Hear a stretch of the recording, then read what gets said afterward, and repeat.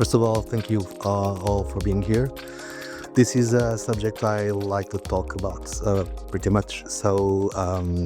It's pity we only have 30 minutes, but let's start our talk with about metrics. First of all, I'd like to show you a few numbers. Did you know that an average book has around 30 pages, 300 pages? Did you know that there are in a normal city, like a random city, there are around 4 million windows? Did you know that a person cites around 500,000 times in a lifetime? Or that a Nobel Prize winner is around 78 meters tall? What could you do with this? I could throw in NPS as well. It's all the same. There's really no value information in here. So what I ask from you is that you should start thinking about your business, your numbers. You should have metrics that connect your daily work to what is the business trying to achieve. This is a statement that I like a lot, which says that not everything that can be counted counts, and not everything that counts can be counted.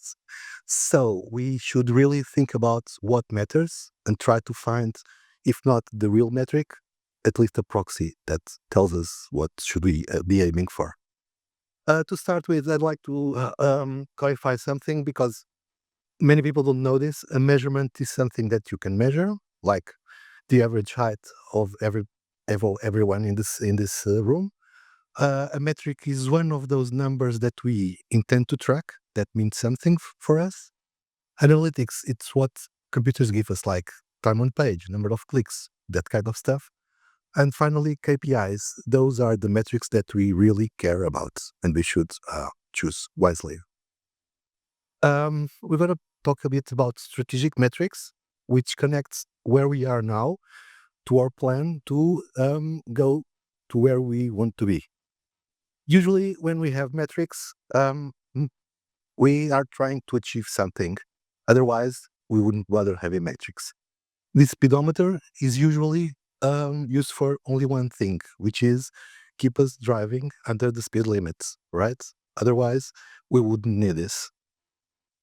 Maybe one day cars won't have a speedometer. So we must think again, what are we trying to achieve? What is our goal? What is our purpose? We are here in state A, and we want to go there to our desired states, our business desired states. And the strategy, it's what's going to allow us to go from A to B, right? So what do metrics bring us? What can we do with metrics?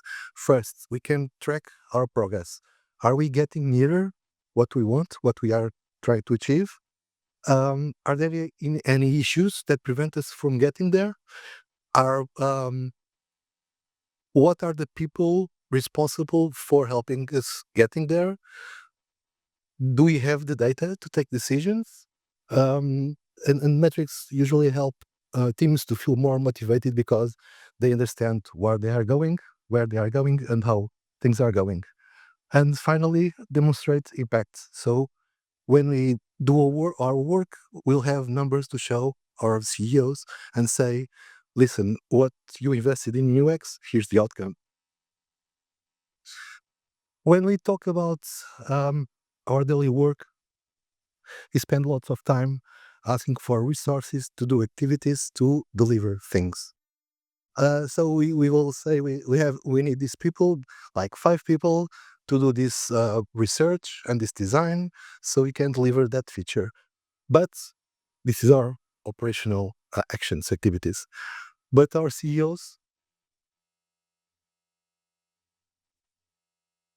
they're not really interested in that. They want to change the company to achieve some higher goals, and they usually aim for impact. For instance, we want to decrease service costs for in-person attendance. So there's something missing here, which is the outcomes. So if we insert outcomes here, now we can read from left to right or from right to left. Like, We want people on time and tools to research, design, and develop, to get new payment methods, to allow people to pay for online services, so we can decrease in-person service costs. Or since the company is asking us to decrease the in-person service costs, we'll have to have them paying online. So we want new payment methods and so on. So we can reach point B. But I think there's something missing here, which are the problems. What are the things that prevent us from this behavior here? What are the things that, in this case, prevent people from paying online? Maybe they don't know how to use the interface. Maybe they don't know that they can pay online. Maybe the the payment methods are not right for them. So we've got to find that. And if we rearrange this and put it in a top-down approach, we'll have impact, problems, outcomes, and deliverables. And now we can talk about metrics. The problems, from here we can get problem value metrics. How big are the problems? How much money are we losing it? Are we losing from each problem?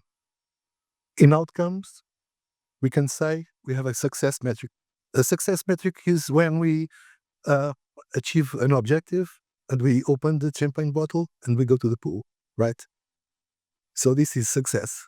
For instance, in this case, we'd like to know, we'd like to achieve the metric of uh, the percentage of clients that cannot pay online to be under 5%, right? Um, so if we have a success metric, we should define a progress metric. How far are we from achieving that goal? And finally, this one is outcome based. So we want to change the percentage of clients that can pay online, but also we can have metrics based on output. What have we done to achieve that goal?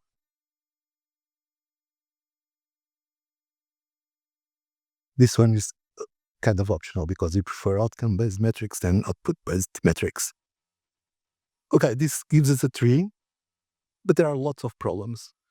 Here we have the metrics,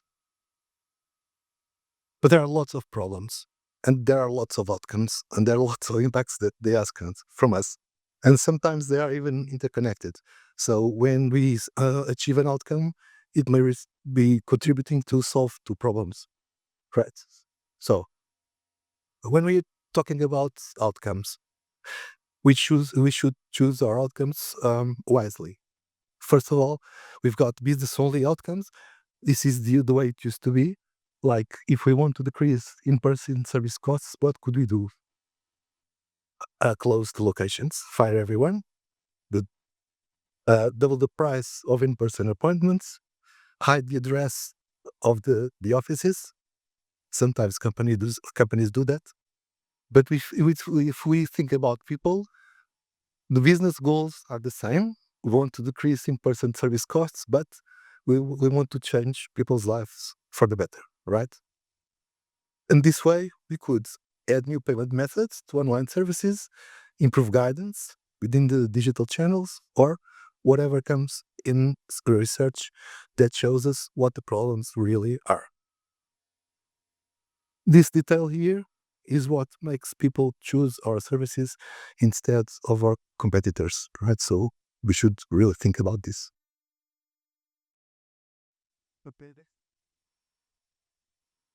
Also, be kind to yourselves and choose metrics that you can influence. Again, not NPS. So Miller, this guy, he told us one thing, that people in their short memory, they can work with 7 tokens approximately, from 5 to 9.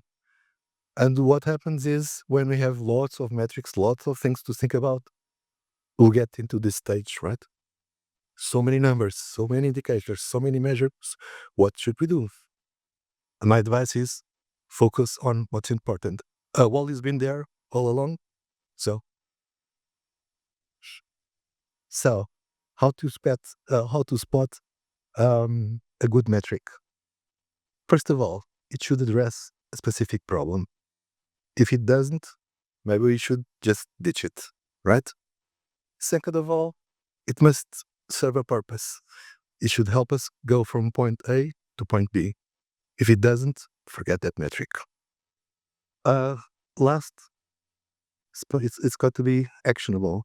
If I look at the number, I should understand what can I do to change that number. If it's not, maybe we should eliminate it. And then we should take on metrics and explain to the rest of the company why that metric is important and why it is important now.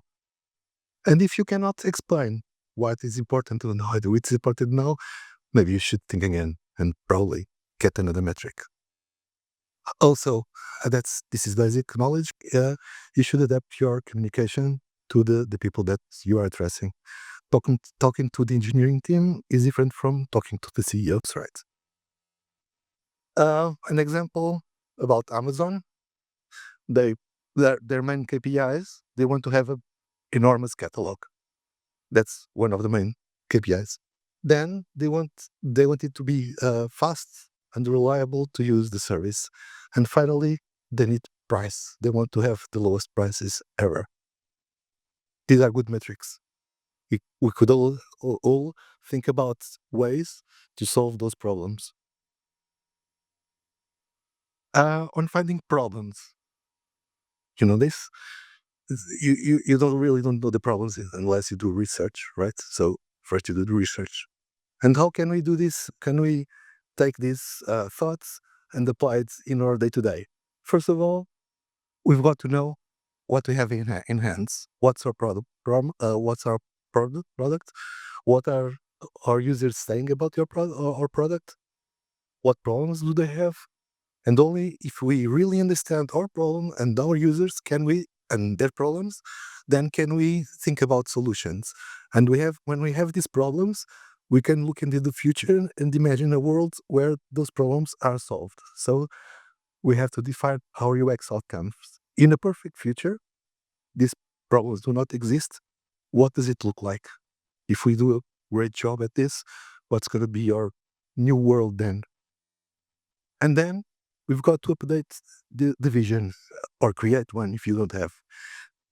The vision is our description of the future where all the problems are solved, and the whole team should be aware of the vision and try to walk towards that vision. So if I envision a future where nobody has to physically go to a place to do a payment, I can describe this as someone in their homes just pick up a phone, say I want to do this payment, and the payment happens. That would be my vision.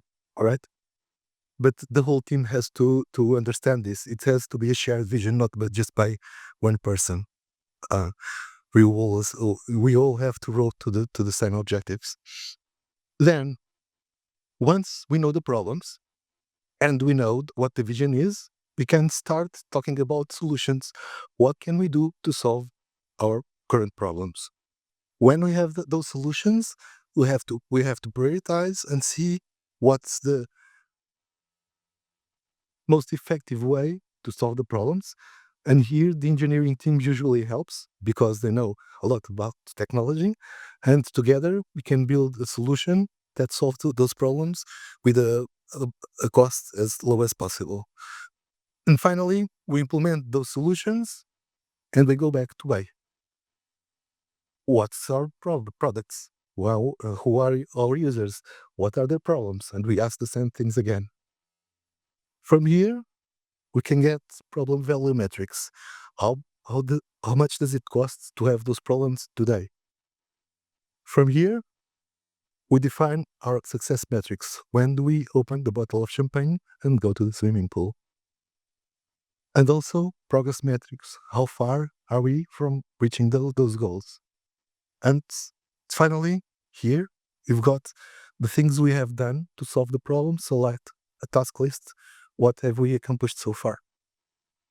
About statistical metrics, I think this is a bit more boring because we've got task success, time on task, error rates, and all these metrics. In the end, we will probably need those, but from starting from a strategic point of view. So we usually start from strategy view, and then in the bottom, you'll have to use some of those metrics. But I don't think they're so interesting because none of these tells us what we should do, right?